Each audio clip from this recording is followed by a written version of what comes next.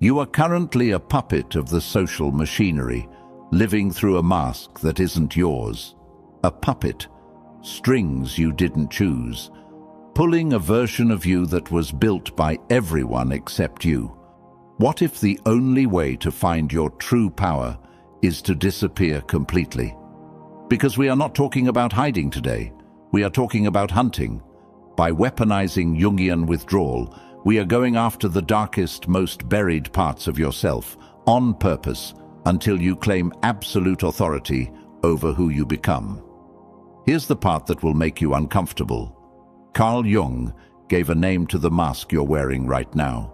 He called it the persona. It was built for one reason: to keep you accepted, to keep you approved of, to keep you safe inside the group. But a mask built for safety was never built for power. And that mask has been running your entire life, while the real you sits buried, untouched, forgotten, silent. So ask yourself the one question almost nobody survives asking. If the mask came off right now, completely, permanently, who would actually be left standing? Silence. That's the answer. A void. And that void terrifies most people more than anything else on earth. So they never ask. They keep the mask on. They keep performing forever. But there is a way through that void. Jung called it withdrawal. Total, deliberate, merciless. A complete retreat from every borrowed identity, every voice that was never yours, until the silence cracks open and something ancient finally speaks. We are not calling this rest. We are not calling this healing. This is an extraction, strategic extraction. You are ripping your power back from everything that has been quietly feeding on it, and you are returning it to the only place it ever belonged, you. Behind that void waits something Jung named the shadow. Every desire you buried alive, every instinct you strangled because it was too much. That is not shame sitting in there. That is fuel, raw, untouched, waiting. In the next few minutes, you are going to watch the mask tear apart, piece by piece. You are going to watch the shadow rise to the surface. And you are going to watch a sovereign individual get built from what's left standing.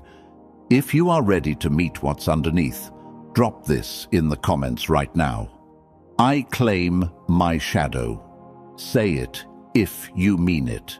Because by the end of this video, you will not be the same person who started it. Lesson 1. The digital parasite and the death of identity. Every single day, your mind gets pulled in 100 directions before you even sit up in bed. Notifications, noise, endless streams of information fighting for a piece of your attention. This is not an accident. This is the environment you live in now, in 2026, and it was built to keep your focus scattered, your thoughts shallow, and your identity borrowed from whatever is loudest in the moment.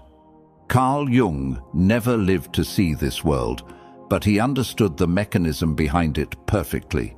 He called it the persona. The persona is the mask you present to the outside. It gets you through crowds, through strangers, through unfamiliar rooms. But the danger is not that the mask exists. The danger is what happens when the mask becomes permanent, when you forget you ever had a face underneath it. Think about how much of your day is spent reacting instead of choosing.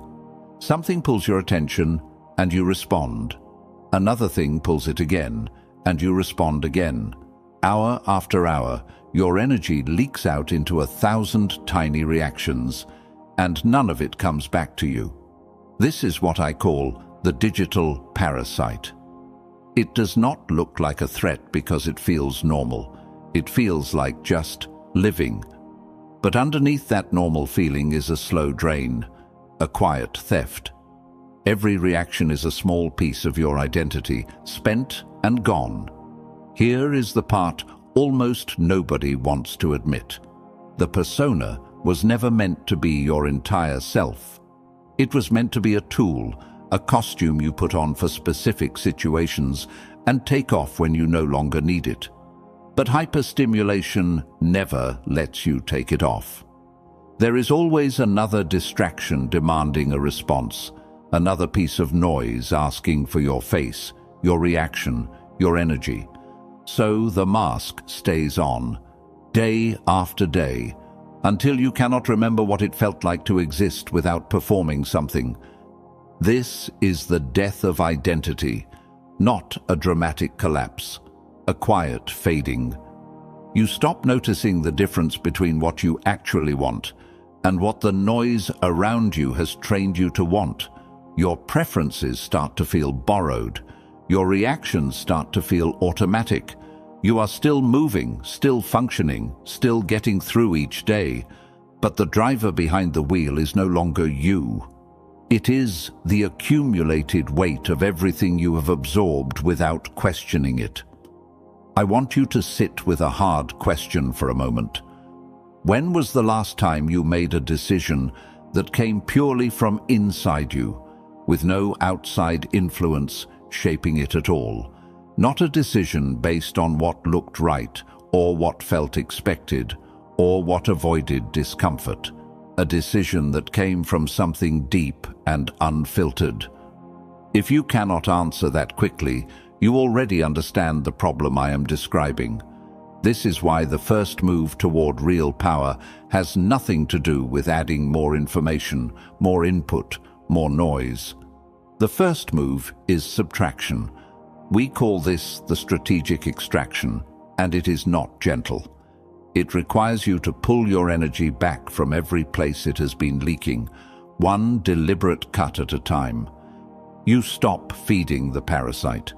You stop offering your attention as fuel for a system that gives nothing back.